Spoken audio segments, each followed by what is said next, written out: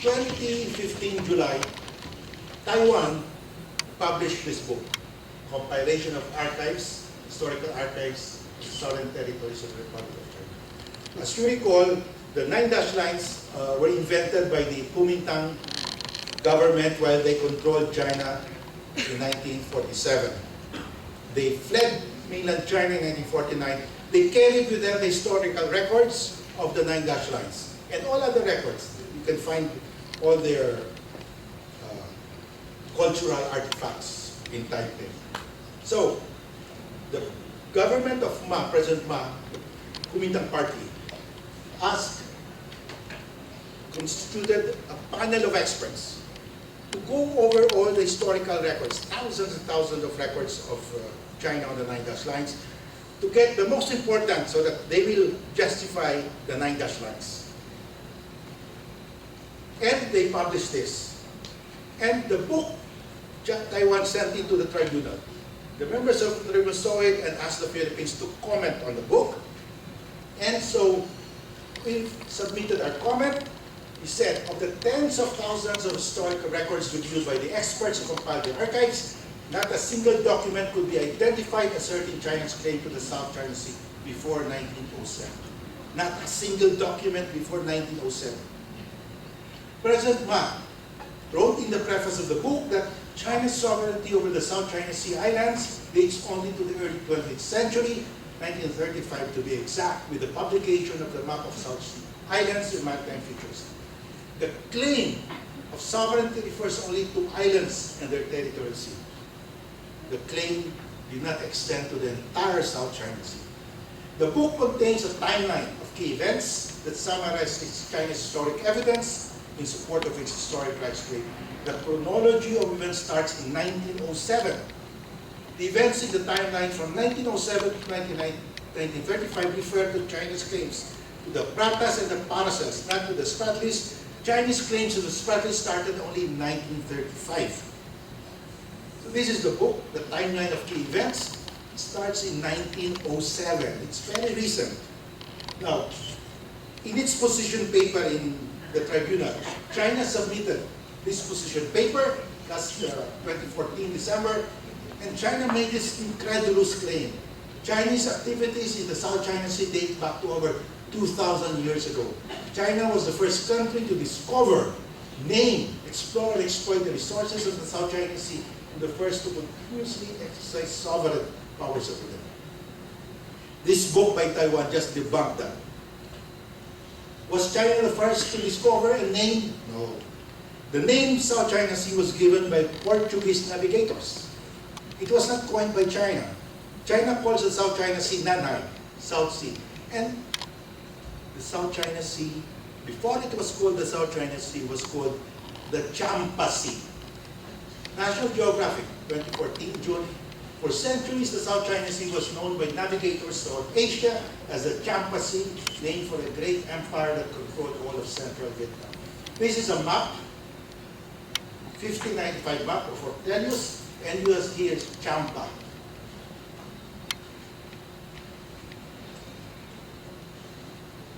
Champa is named after the kingdom of the Champs. The Champs were seafaring people. They had an outrigger, they have a sailboat like our balangay.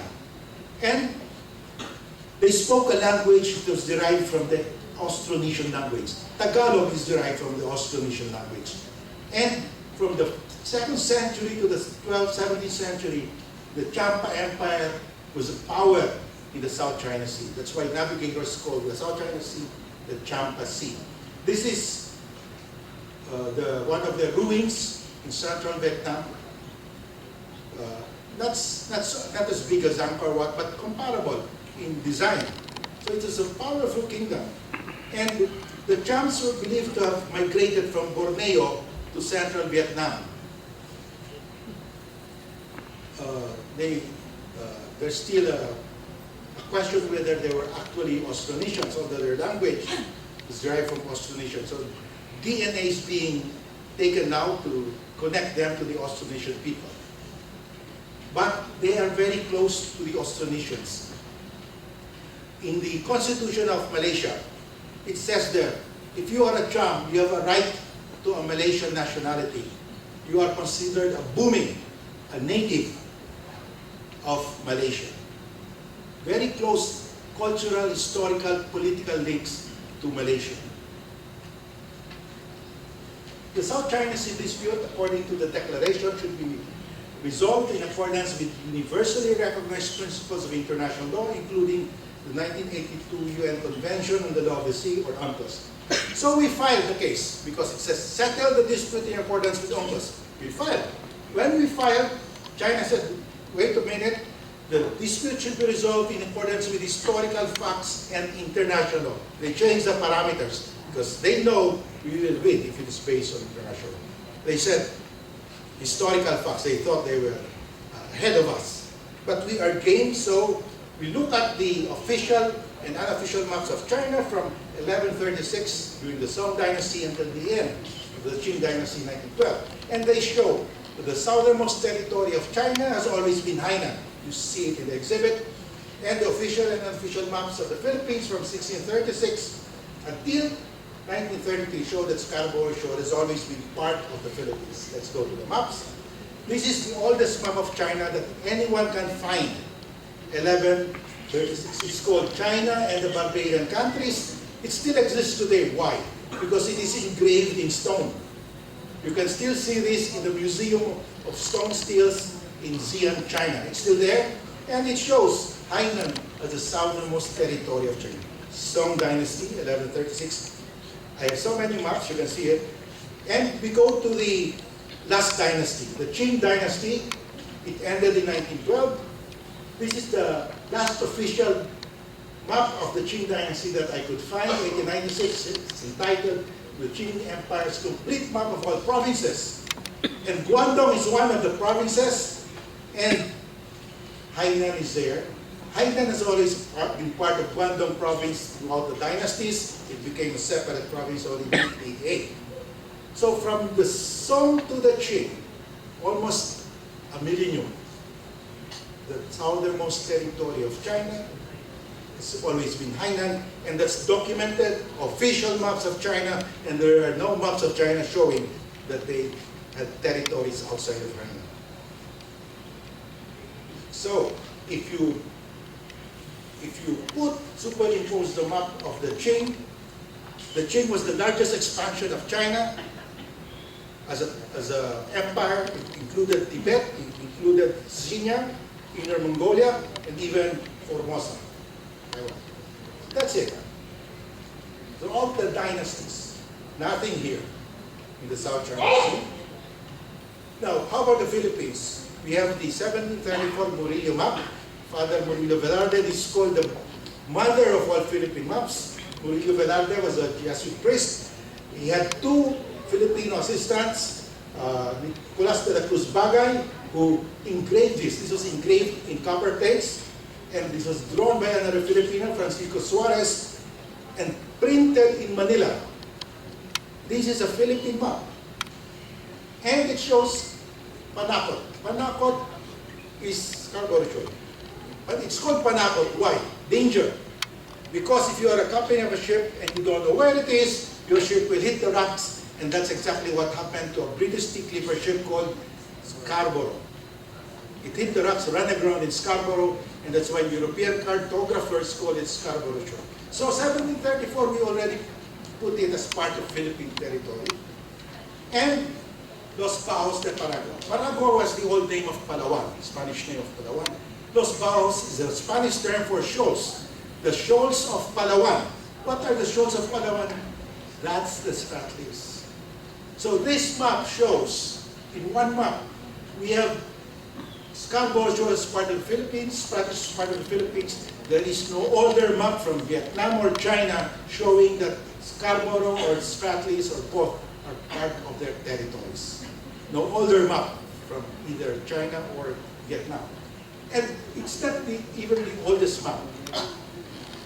There is an older map, 1695 Coronelli map of Southeast Asia. Who is Coronelli? Coronelli is a Franciscan and became later the Father General.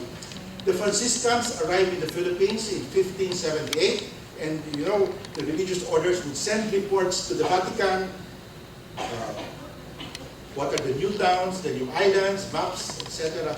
So Father Coronelli, map maker, got all of this, and he drew maps. And you can see that he drew lines around the Philippines, around the Dutch Indies. And what does it show here? It's Palawan, Spratlys. He placed the Spratlys within the Philippine territory, 1695. And I have older maps, 1619, showing that Spratlys were considered part of the Philippines. So we all go all the way back, but it's only in the map of Father Murillo Velarte that these Spratlys were given a name. The first time that the Spratlys were ever given a name was in the map of Father Murillo Velarte, the same as Scarborough Shoal. When the Americans came, they published this map, the first map that the American colonial government published, and it shows Bajo de Masinloc, United Coast Geodetic Survey. This is it. So even the Americans considered the Scarborough Shoal as part of the Philippines. Made by another Jesuit, Father Jose Albert. Now, when the Qing dynasty ended in 1912, of course, the Republicans had constitutions. It's a Republican. And they had several constitutions, the first 5 constitutions. The first constitution, provisional constitution, states the territory of the Republic of China is composed of 22 provinces, Inner and Outer Mongolia, Tibet, and Xinjiang. Tibet, okay? 22 provinces, one of the 20 provinces is Guangdong, and it's here. So that is the territory that the Republic of China said was their territory. It ended in Hainan, 1912. Let's go to the other constitutions, 1940. The territory of the Republic of China continues to be the territory of former empire. What is the meaning of former empire? In 1999, China published this book. The Communist Chinese government published this book. They were trying to prove to the world that Tibet was part of China. And they said, during the Qing dynasty, Tibet was part of China, so we have proof. But that same map of the Qing dynasty showed that the southernmost territory of China was Hainan. And that regulation, that book says, former empire refers to the Qing dynasty. There you are. It's the Qing dynasty. Their territory is the territory of the Qing dynasty. The territory of the Qing dynasty ended in Hainan. It never reached the Paracels. It never reached the Spratlys or Scarborough Shoal. This is the book where it says the territory of the Republic of China continues to be the territory of the former empire.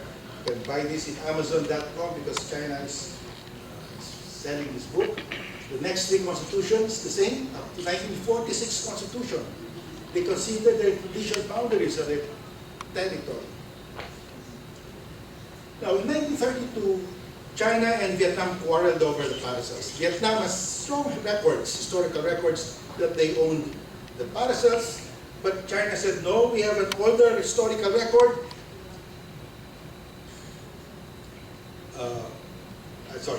In 1932, the French occupied the Paracels, and the Chinese protested. It sent a note verbal to the French government, and this is the note verbal by the Chinese embassy in France to the French ministry. This is it. And it says, these groups lie 145 nautical miles from Hainan and form the southernmost part of Chinese territory. In other words, when the French seized the Paracels, China objected, protested, and said, that's Chinese territory. That is the southernmost part of Chinese territory. Southernmost part. If that were the southernmost part of Chinese territory, then Chinese territory never reached Scarborough Shoal or the Spratlys. So even if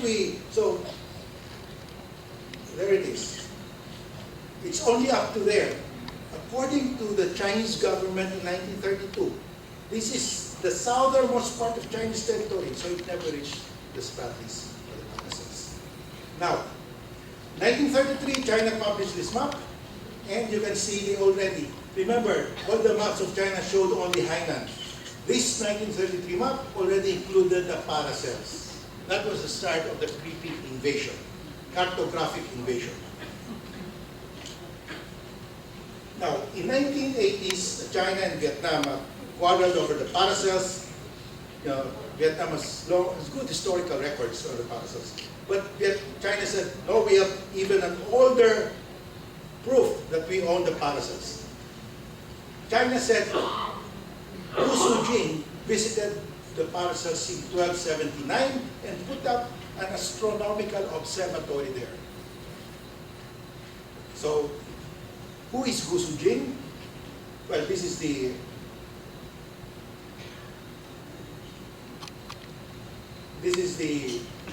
article of the Chinese government, came out in Beijing Review. It says, the astronomical observation point 99 was today's Xizha Island. It shows that Xizha Islands were within the bounds of China at the time of the Yuan dynasty. That's the Mongol dynasty, 1279. So, according to the Chinese government official publication, by the Ministry of Foreign Affairs, that Hu Sujing put up an observatory in Xizha, the Paracels. That's why they own the Paracels. Now, today, you go to the Chinese Embassy website in Manila, and you will find this statement. Guangyan Island, that's Scarborough Shoal, was first discovered and drew into China's map in China's Yuan dynasty. In 1279, Chinese astronomer Hu Sujing performed surveying of the seas for Kublai Khan, and Guangyan Island, Scarborough Shoal, was chosen as the point of South China Sea. Now, who is Hu Sujing? Hu Sujing was the equivalent of Leonardo da Vinci at the time of China. He was a brilliant astronomer, mathematician, engineer, and he built 27 observatories, 26 in China and 1 in the South Sea, Nanhai. In 1980, China said, that Nanhai is the Paracels. Today, China is saying that Nanhai is Scarborough Shoal. 380 nautical miles apart. Hu Sujing would not have made that mistake. He was a brilliant mathematician, engineer. Okay, that's Hu Sujing. Now, of the 26 observatories that Hu Sujing built on mainland, one still exists today in Henan province. This is it. 12.6 meter high. There's a sundial. It's huge. You have to be here every day of the year to take measurements. They're astronomical. As you can see here, to operate it, you have to be there every day of the year. China needed an accurate calendar because it was an agricultural economy. It was not a maritime power. And this guy gave China a calendar more accurate than the European calendar at the time. Brilliant guy. Could he have put this in Scarborough Shoal? That's Scarborough Shoal, 1.2 meters above water tide. The ancient one is 5.6 feet tall. And if you superimpose that proportionally, impossible. He could not have built it. If he built it, then he achieved something greater, a greater engineering feat than the Great Wall of China. Now, what is the legal basis of the Philippines for claiming Scarborough Shoal? We always say the Treaty of Paris. But the Treaty of Paris drew lines, and Scarborough Shoal is outside the lines. That's why the Chinese have been saying, Scarborough Shoal is not yours, because it's outside the treaty lines. How do we answer that? Well, there was a second treaty. When the Americans came here, they found out several islands outside of the treaty lines. Batanes, in Turtle Island, the Sulu Archipelago, outside the treaty lines. Scarborough, outside. So they went back to the Spaniards, saying, can we sign another treaty to clarify? And the Spaniards agreed to sign another treaty. They were paid $100,000 on top of the $20 million for the first treaty. And that treaty says Spain clarified that it had relinquished to the U.S. all title and claim of title which Spain may have had at the time of the conclusion of the Treaty of Peace of Paris to any and all islands belonging to the Philippine archipelago lying outside the lines of the treaty. Everything outside of the lines, sa inyo na rin. That's the meaning of the Treaty of Washington. But this is a little-known treaty. Whenever we are asked, we always say Treaty of Paris. So you go to the Treaty of Paris, Scarborough Shoal is outside. Now, in 1938, the Commonwealth government, manned by Filipinos, Well, they were worried, the Filipinos at the time were worried that somebody, some other country might claim Scarborough Shoal. So they decided to put up a lighthouse. But they had to ask the U.S. authorities whether that is part of Philippine territory. So the U.S.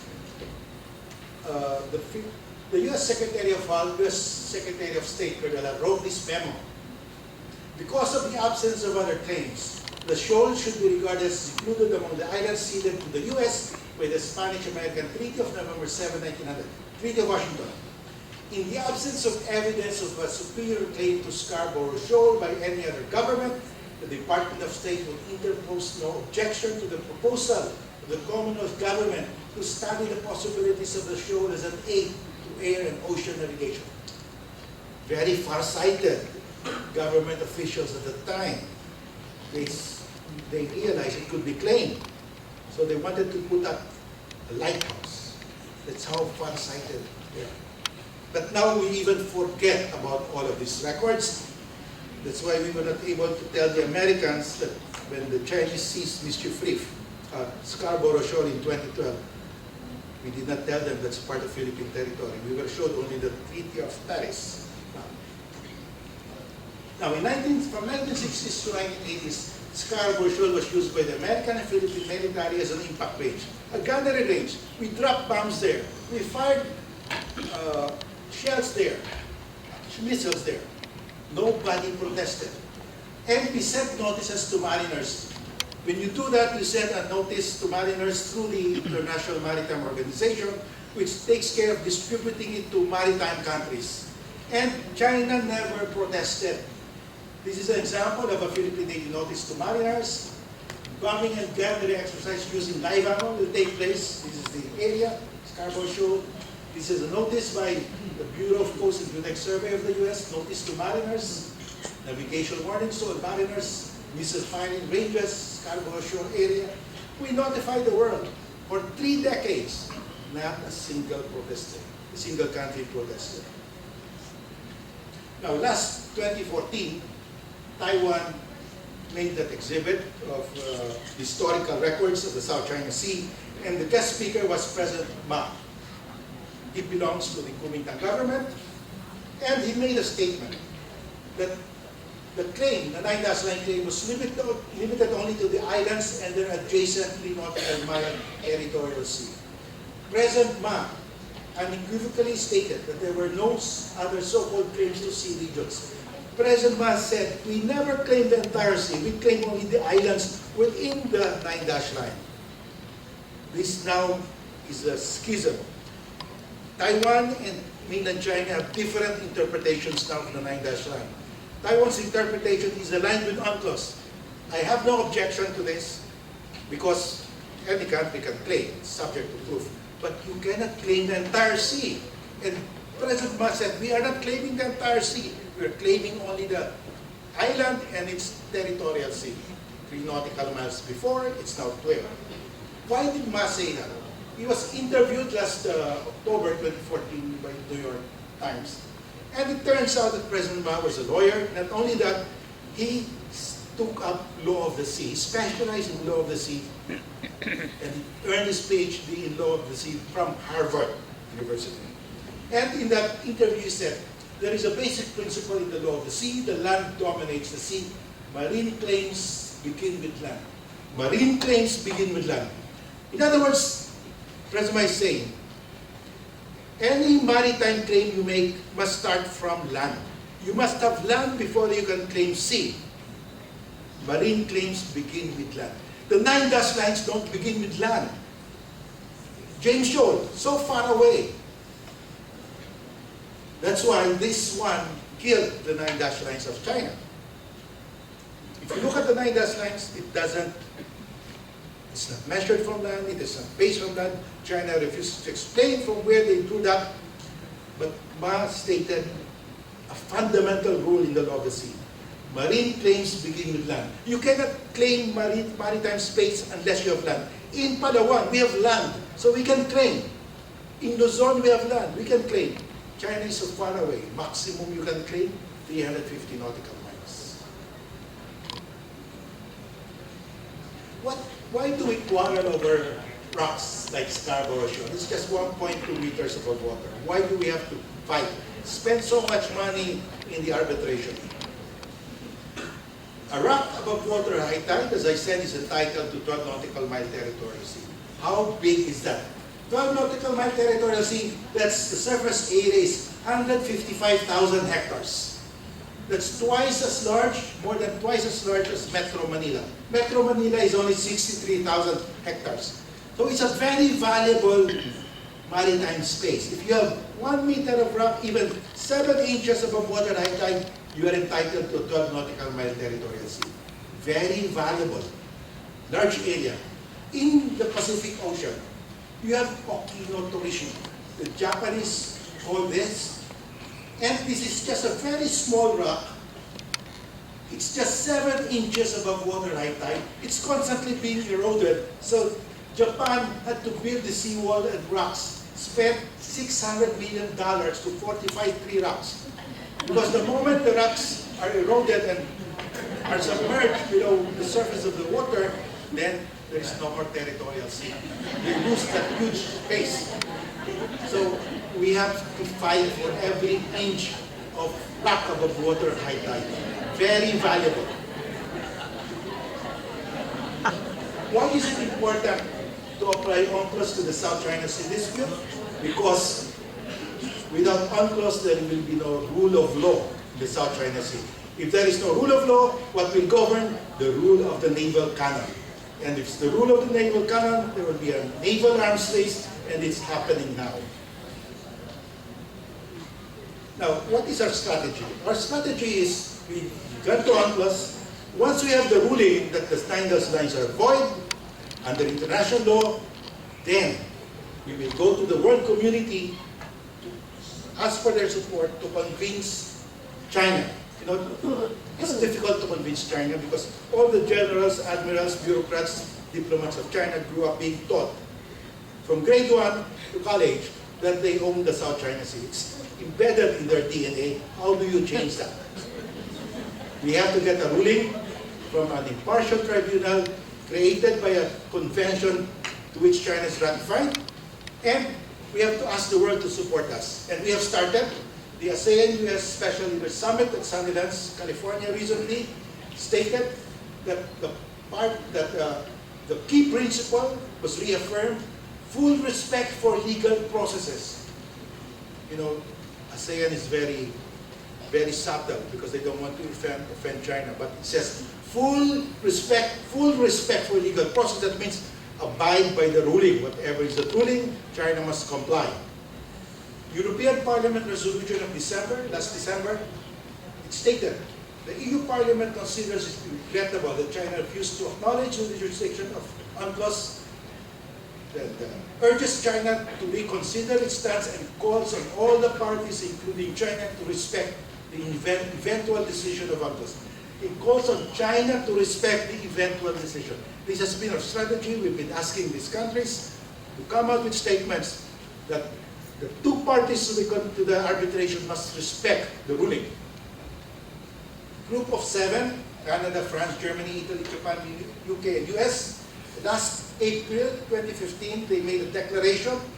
We call on the states to fully implement any decision rendered by the relevant courts and tribunals which are binding on them. So there is this growing clamor. Australia and India also issued statements that this dispute should be resolved in accordance with UNCLOS, and the parties must abide by the ruling. So our hope is that once the ruling comes out, we ask the world to back us up and educate the Chinese people that this is international law. There is no historical basis for your 9-dash lines. And once the Chinese people will accept that, then the government will follow. The government will not do anything that the Chinese people do not understand. So, my last slide. This is a historic battle for the West Philippine Sea. The Philippines today is engaged in a historic battle. Whether you know it or not, we are engaged in a historic battle to defend over 531 square kilometers of our maritime space in the West Philippine Sea, larger than our total land area of 300,000 square kilometers. This huge maritime space is part of Philippine national territory because the Constitution defines the national territory to include the seabed, the subsoil, and other submarine areas over which the Philippines has jurisdiction, has sovereignty or jurisdiction. Anything where we have sovereignty or jurisdiction is part of our national territory, and under UNCLOS, the Philippines has jurisdiction over this huge maritime space. We have jurisdiction to exploit the natural resources of this maritime space. Can the Philippines prevent China from gobbling up this huge maritime space? All citizens of the Philippines, both government, personal, and private individuals, have a solemn duty to prevent the loss of this huge maritime space. It is a duty we owe to ourselves and to future generations of Filipinos. With that, I end my presentation. Thank you for your patience and time.